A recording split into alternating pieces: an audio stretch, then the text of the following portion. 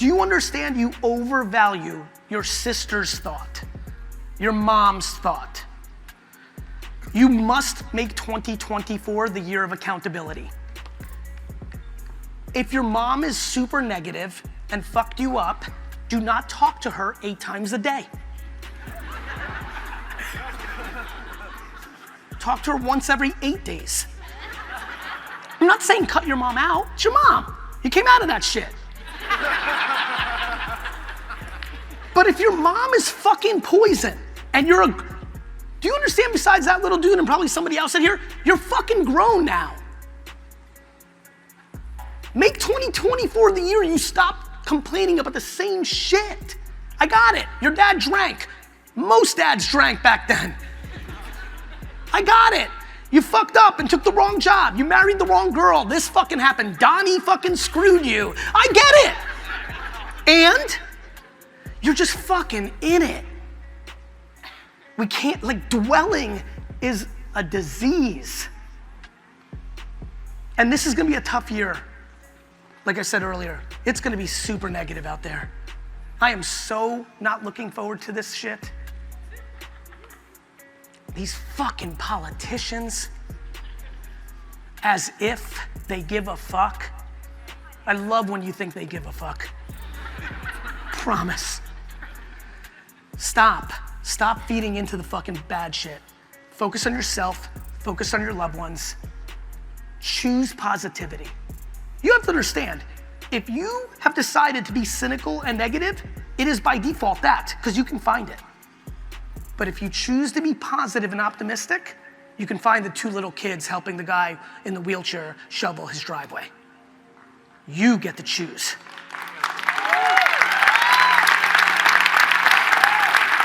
Actually, you know what? I've never said this out loud. I just thought of it right here on the spot, so this is fucking good.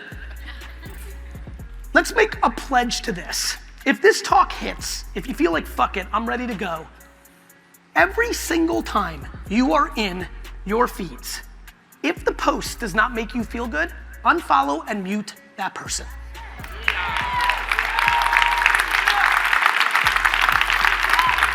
And then, after you're done with that, that's your day-to-day. That's what you now do. That's what you now do. Or, be careful, because sometimes it triggers you in a different way. If you find yourself over envious of someone, delete and mute them too. Because there's a lot of people that sell negativity in an interesting little package. They hide it as, I'm just trying to be aspirational. But posting pictures of yourselves on private planes all day, flexing Rolexes, is not bringing all of you a lot of value. Now, I'm not gonna blame those people. You're a big boy and big girl. Don't feel bad, feel happy for them. But if you're not there yet, mute that shit. Unfollow that shit. And then, when you're done with all that, the last thing you do before you go to bed in that feed is you go to search and you type in positivity. And you let the results pop up on that grid and you click a couple of things and you follow a couple people and like a couple of positive things.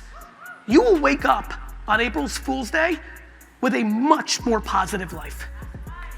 Whoever in this room is able to cut out more negativity and bring in more positivity in 2024 will win.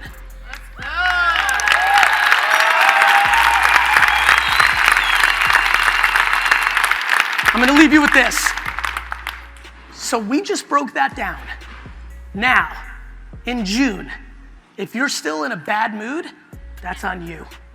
2024 needs to be the year of accountability. The truth is, and this is tough, most people are most comfortable in dwelling in darkness. You know why? It's easy. Don't be that person. Misery fucking loves company. And there's a lot of people feeling this way because the lack of accountability has hit an all-time level. But there are millions of people who are thrilled and happy and living simple. And I want you to be one of those people. Because I don't know if you know this, you were not born for a very long time. And I don't know if you know this, but when you die, you're dead forever. And so we get to be here for a little period of time. Why the fuck are you not enjoying it? Listen to me. Doing the right thing is always the right thing. You're strong enough emotionally to deal with the subtle jabs, even though it hurts your heart. Yeah, for sure. And you're doing this for the kids, which is incredibly noble. Yes. I also think at some point, it's not against the idea of potentially reaching out to her and having dinner and really going there with her and telling her that you love her. And, you know, maybe that one conversation sparks her going to therapy or recognizing something in her. Like, I always think a last-ditch effort with compassion, but candor, right? When you mix compassion with candor, right? When you're not attacking her, you're like, I love you, but this is shit.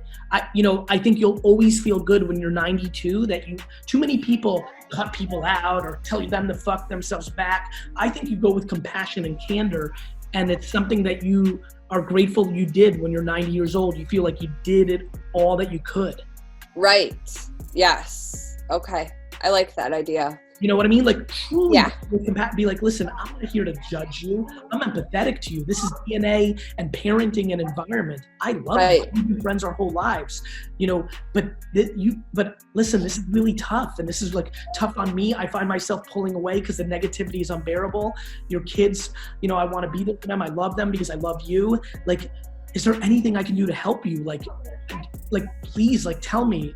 Fuck you, fucking Darcy, you think you're better than me. I'm better than you. I just love you and I know what's happening. And then, because you know her, you're like, this is why Kevin doesn't talk to you anymore. This is why Rick broke up with you in college. Like, but I'm here. I've been here and I don't want to disappear, but I can sustain this level of cynicism, negativity. Right. So like, what can I do for you right now to help? That level, that kind of delivery gives you a fighter's chance, a puncher's chance to maybe fix it.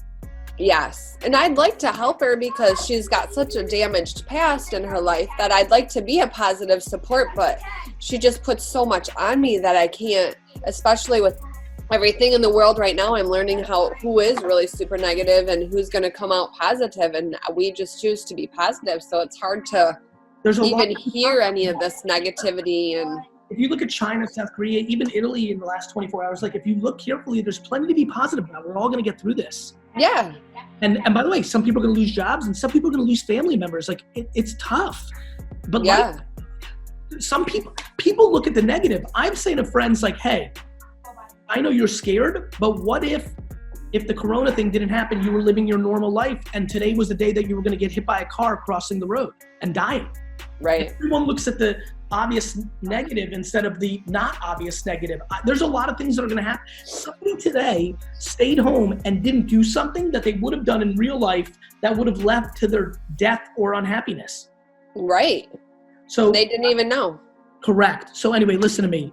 Okay, listening. Compassion and candor. Okay. 2 good words. I think so. And when you mix them together and and you come from a good place, which clearly you're coming from, if nothing else, when you're 92, you would have done the best effort you could have. Do you understand that if you are looking forward to Friday, it's bad? I know this to be true because that's how I lived my life from 8 years old to 20. I looked forward to Friday because I hated Monday through Friday. Because I didn't give a fuck about Saturn or the periodic table or the fucking Dewey Decimal System. I like that recall. That was a good one. Remember that shit? If these kids, how old is that little man? 10. Brother, if you understood what the world was like pre-internet, it would blow your little fucking mind.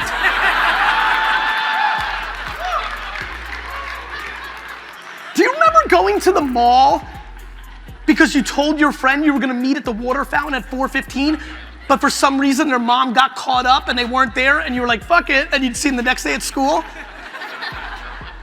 Like, shit was crazy.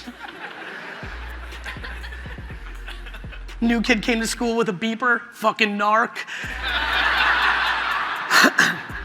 My friends, it's actually stunning how simple life can be if you're willing to make it simple. The problem is you have to stop impressing your mom, your dad, your spouse, your neighbor. Too many of you are living your life for other people's opinion. The real answer to the quiz of why you're not posting enough is you overvalue other people's opinions over your own happiness. The 100% correlation to opportunity in 2024 is how you produce content on Facebook, Twitter, Instagram, Snap, TikTok, LinkedIn, YouTube, period. It is the actual answer to the quiz. What I'm trying to understand is, I kind of think you know that. So why are you not doing it? Because the excuse of I can't afford it, yes you can. All of you in this room buy dumb shit. Order ever in your life from Seamless or Uber Eats? Dumb shit. Ever taken Uber? Dumb shit. Have clothes with a logo on it? Dumb shit. If, on those three things, let me throw one more out there, buy a $6 hot beverage? Dumb shit. All the things I just mentioned are not dumb shit if you're good, but they are very dumb shit if you're not good.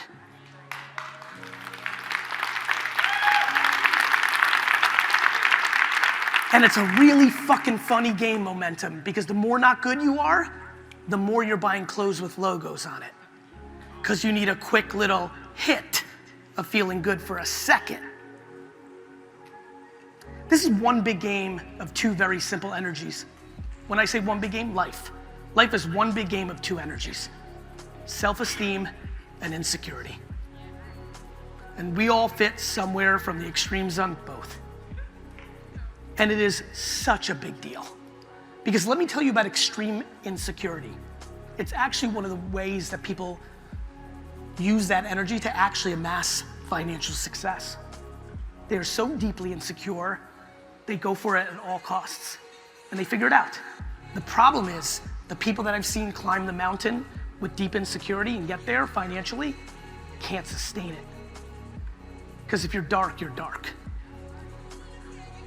The other side that gets there is called gratitude. That's the other fuel. You're just so fucking grateful for what you have. Think about this. No bullshit. Like, do this for me, please, just for a second. If you can, for just fucking 30 seconds with me on this one. Think about how much energy in a day, in a week, in a month, you spend on what you don't have versus how much energy you spend on being grateful for what you have. It is so out of whack. It just is. And here's why. This is gonna give you the insight, especially for the people in this room. We're in America. It's too much prosperity. World wars used to reset us. The Depression, like the 20s, they were fucking balling. But the Depression reset us. You were just happy you've had a little fucking porridge. We just have had it too good for too long that we're fucking confused. And so I believe that the majority of you in here's highest value of accomplishing a business goal, if this is a business conference, is actually based on your perspective. Because the answer to selling more real estate or t-shirts or whatever the fuck you do is content on social networks. Of course there's other shit, but that is the easiest, and I hate that word, but I'm gonna use it. That is the easiest way for good shit to happen. And so we have to leave this conference finding a way to produce more. I'm gonna go back to some tactics now that I think I've done my job to establish perspective.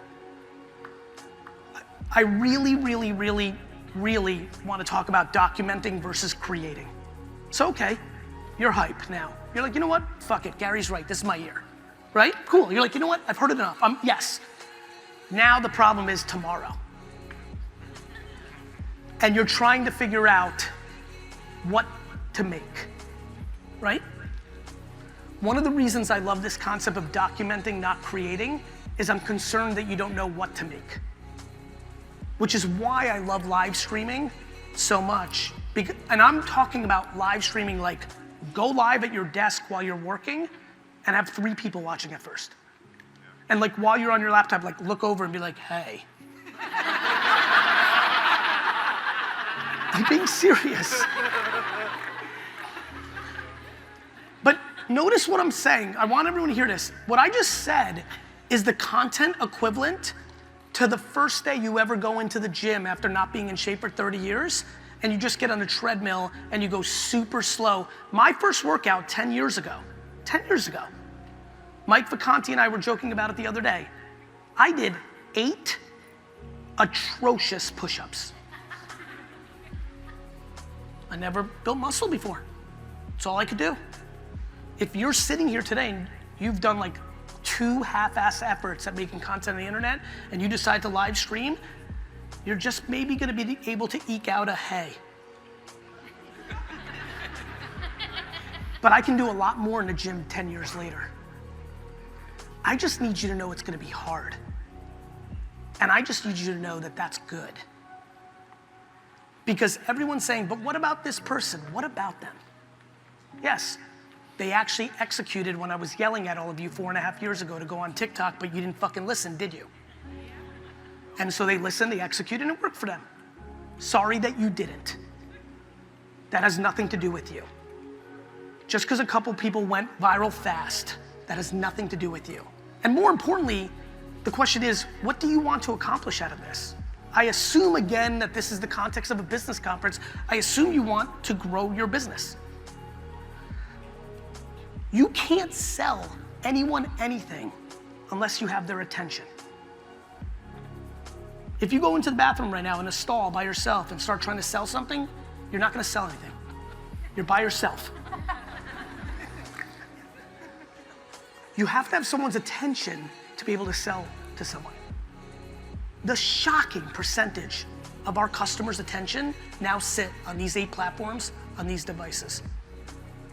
It's stunning. And the opportunity is real. The problem is it's hard. And most people give up. And most people don't know what to say.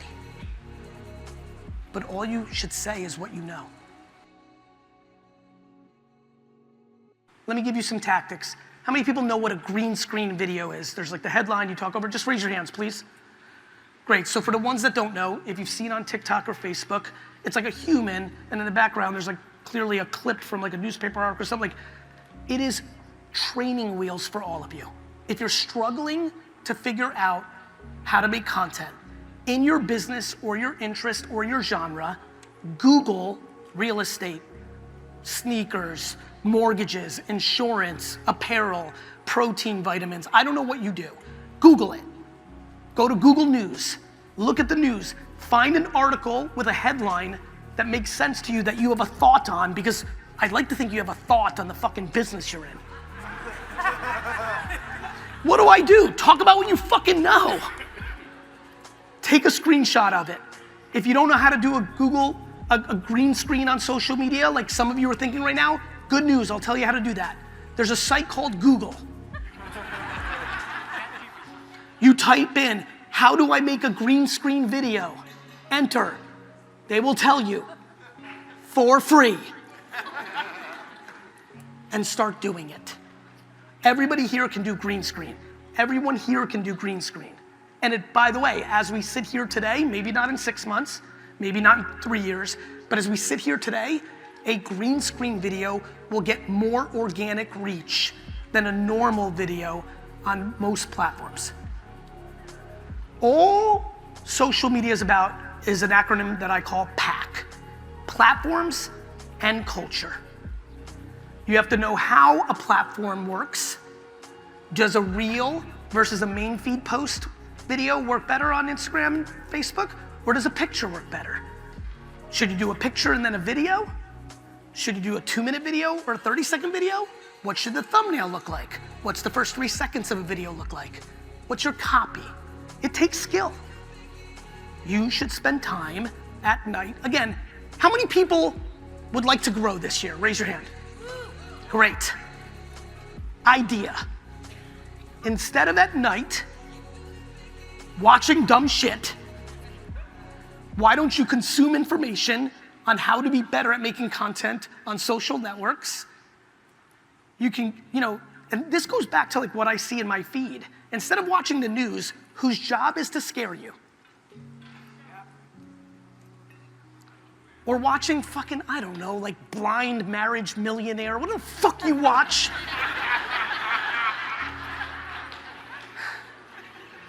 People literally complaining about their lives, but watching 3 fucking hours of Temptation Island.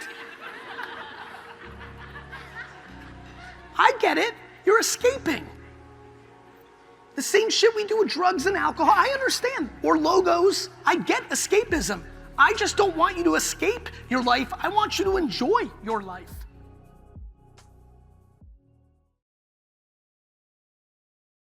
People buy shit to fill gaps. Yeah. Do you touch on that a little bit? Like why they buy a designer bag when they can't afford it, but they need it to peacock? They get the quick endorphin hit and then they need it to like signal to the world, like, no, I'm not a loser. I have a Chanel bag. Like, do you go there a little bit? Yeah, I do. And I'm not, I do. It's a book in itself. Yeah. But I'm curious on how much, if any, you touch on it.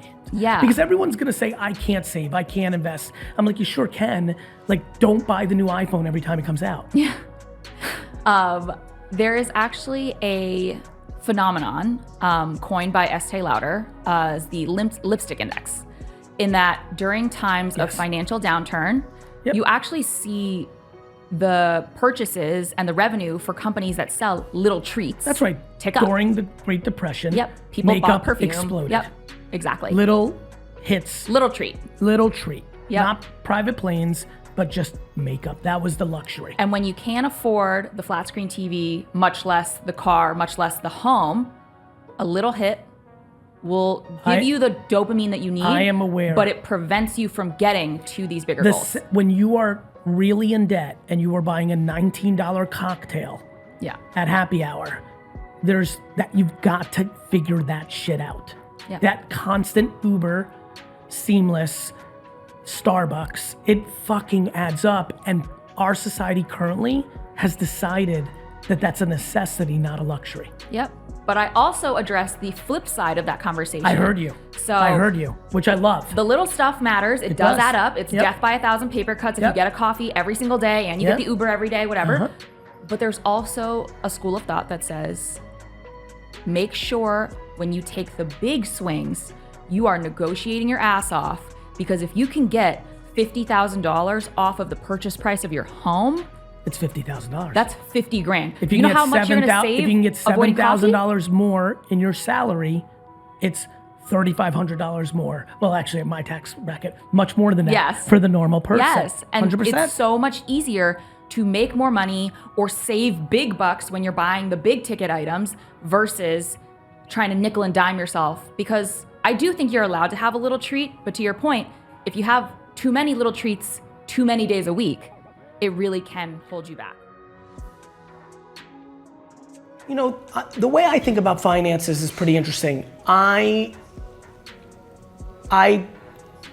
don't think about it from one, my whole life I've been able to make money. So, and I understand that that's a rare talent. I do. Like, most people aren't super gifted in making money. So I don't fear finances the way many do. At the same token, I don't put it for that reason probably, I don't love it either. So when I think about 5 or 10 years from now, it feels similar to now, which is I want to keep making money so I can keep reinvesting it and keep giving myself opportunities to play.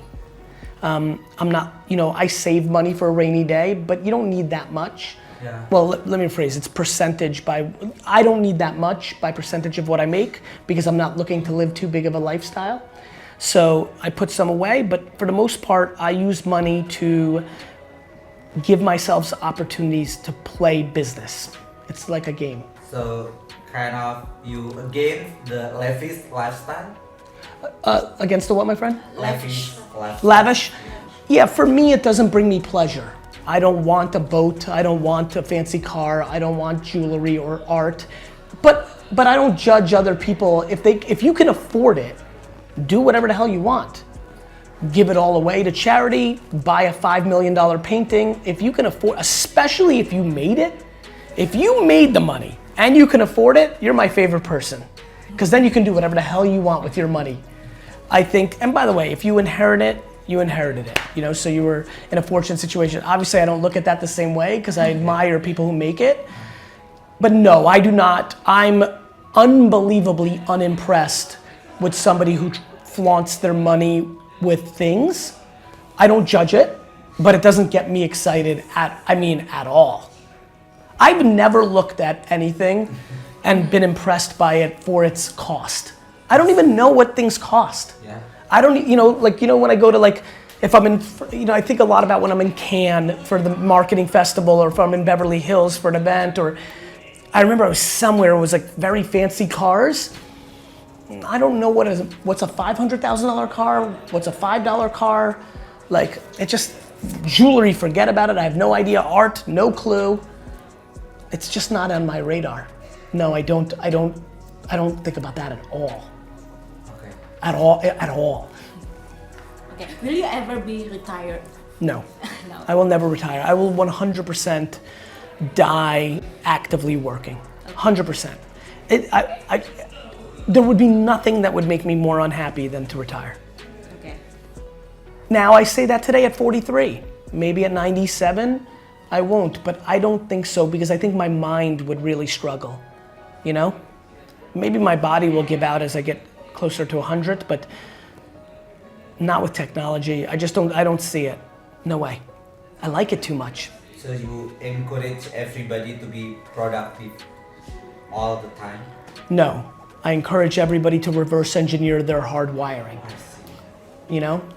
I think a lot of people should work 9 to 5 and make $53,000 a year and live a great life. I think the problem is a lot of those people want to make $1 million and then feel stress instead of accepting what makes them happy. Yeah, I think people need to be productive in their way.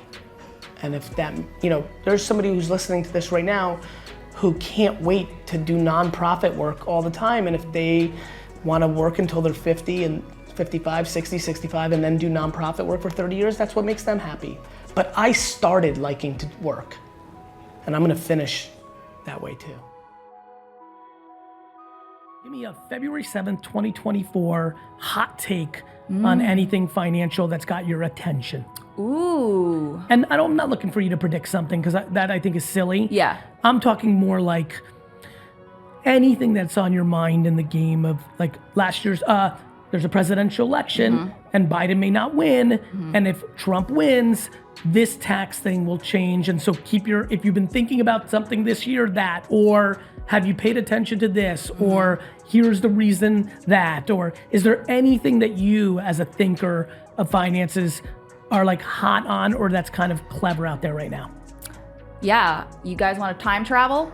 Always. You can still contribute to that Roth IRA and to your retirement accounts for last year, before the tax date.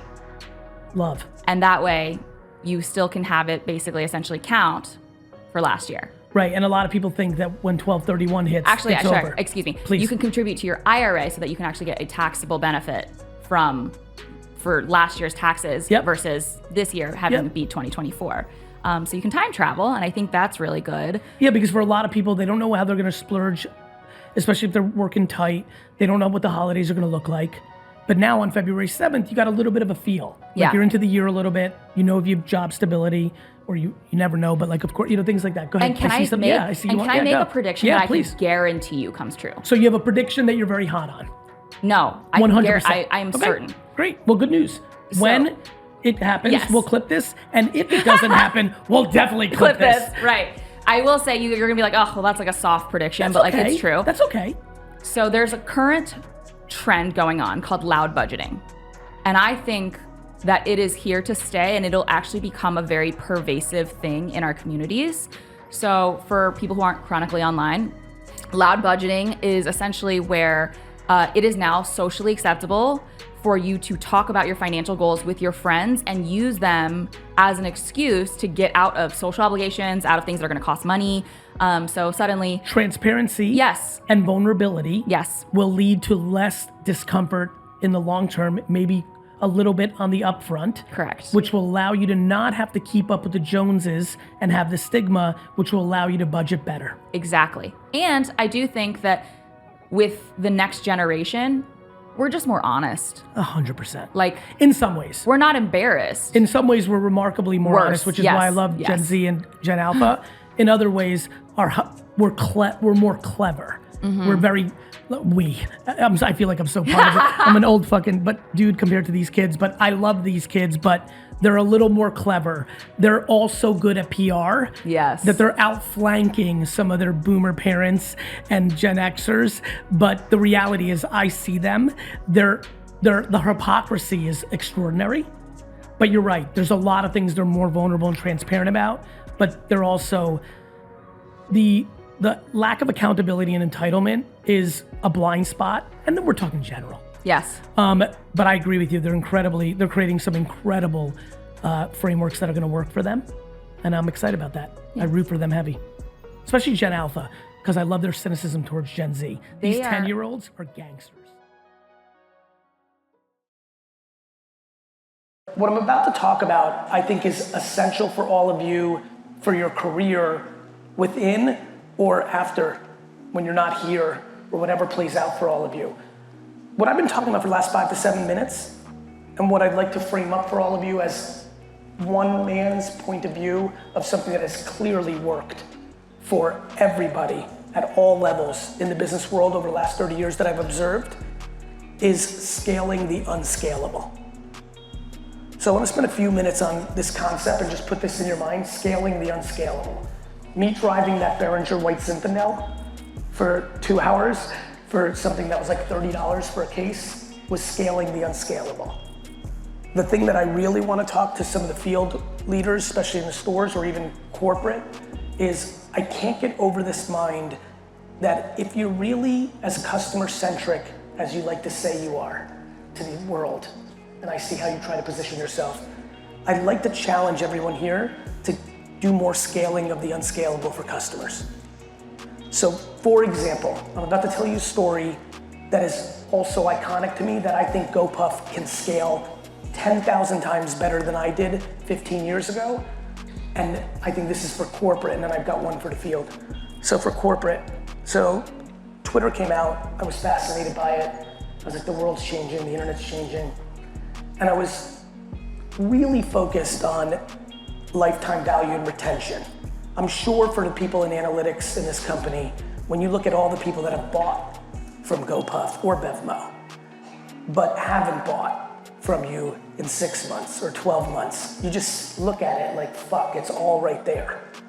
The lapsed user is one of the most interesting things in business. So I was obsessed with that. I was like, we have the best we were really rolling at Wine Library. We have the best prices, we have the best selection. I felt real confident. I was like, why isn't everybody buying everything from us? Like I wanted it. And so I started thinking about, okay, we're doing all this internet shit right, but we're not doing like the heavy touch, the shit that fucking locks it in. So I said to the team, I had this idea, boarding a plane to Napa, ironically, I had the idea, I called my best friend Brandon who runs the store, I said, why don't you do something? I want every order that comes on winelibrary.com, I want you to Google the person's name and see if you can find them. Obviously, some people have John Smith, that'll be hard. Luckily, some people have Gary Vaynerchuk, and there's only one of them, you can find them. If you find someone you really know who the fuck it is, it's that person, let me know. They found someone. I said, now I want you to go and find them on Twitter. Can you find, and this was Twitter early, so like most people weren't on, so I knew it would take a little bit.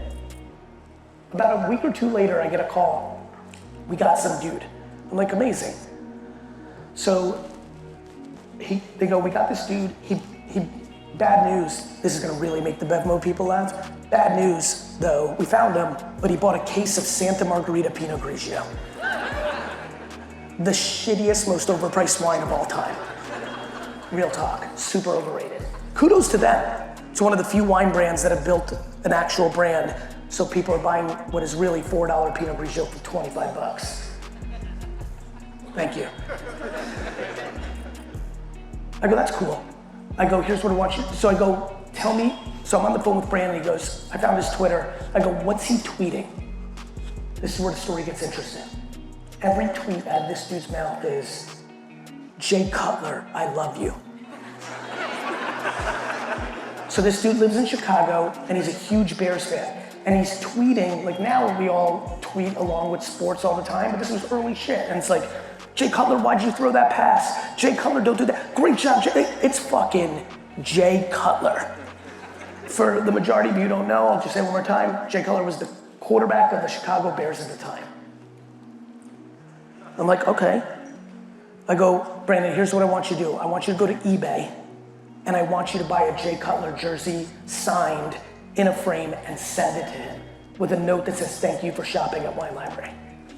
Brandon's like, bro, that's like 350 bucks. We made like $8.09 in the whole case of Santa Margherita. I go, I know. I go, trust me, I just want to do this.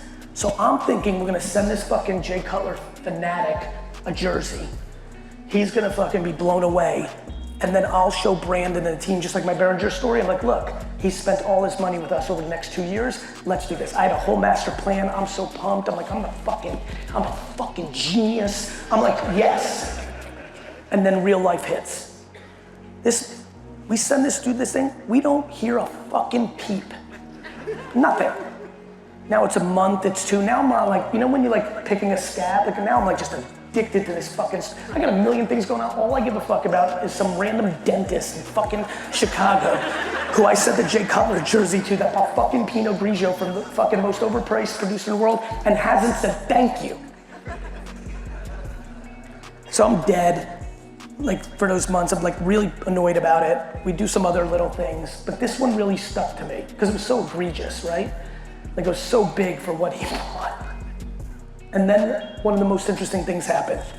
I get a phone call from Brandon. Again, Brandon is currently, right now, in Wine Library in Springfield, New Jersey, not too far from here. Like I met him on the first day of high school. So my best friend, but also runs my family business. He calls me, he's like, you're never gonna believe this. And just by the way he said it, you know when you know somebody for 15 years and you're, like I knew it was that. I was like, the fucking Jay Cutler guy replied? He goes, no. I go, this motherfucker. He goes, just stick with me. He goes, let me read this. I'm like, go ahead. So read some name, Plano, Texas. And he rattles off like a $7,000 red Burgundy order. Right? So just really high-end single vineyard stuff, like just really esoteric, small producer, red Burgundies, 7 Gs. I'm like, okay, that's a good order, but I'm like, but what's the punch? Because I knew he wouldn't just call me for that. I'm like, yo, what? He goes, no, he's like, wait for it. He goes, da-da-da-da-da. He goes, now let me read you what's in the note. So that's when I knew it would get good. I'm like, what?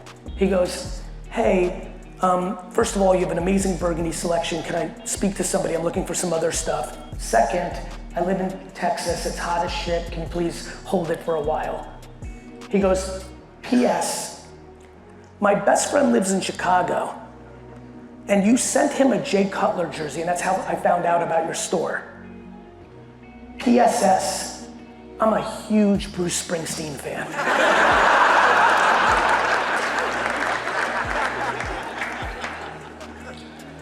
That happened fucking 15 years ago. I think about it all the time. And I think when I was, thinking about this talk, I was like, what's the move that they can actually do? Like coming and giving a talk, you only got a limited amount of time. And like you could talk about mindset and perspective, and I'm touching on different shit as you can tell. But I was like, what's the action that this company can actually do that can reinforce so they can taste it of what I'm actually talking about? When I analyze from afar the virtual and physical combo of GoPuff and Bevmo, and especially really knowing the bedroll business and understanding what's happening in the California market, and obviously you're in other markets as well, liquor bar, these things. I really do believe, both for yourselves and for your customers, that 2024 is an incredible opportunity to scale the unscalable. There's a lot of ways to spend marketing dollars. You can run Facebook ads and Google ads and in-app. There's other ways to spend money, things that create depth, like buying a Jay Cutler jersey and sending it to someone. You are sitting on both companies, unlimited data, unlimited. All of the magic sits there. We have just gotten into a world where everything is digital and virtual and scalable, and AI is coming, and it's all this, and all that's happening is we're getting further away from a business era that our grandparents lived in. I actually believe the way our grandparents did business is actually the real opportunity of the next decade. It is the people that understand whoever brings the most humanity wins. I believe that that will matter for the way you frame up how much you care about customers. I actually believe there's a more important story in here, which is, what if you did that to each other? Back to what I asked for you to consider at lunch. What if you actually went deeper with each other? What if you actually cared? Like, for real?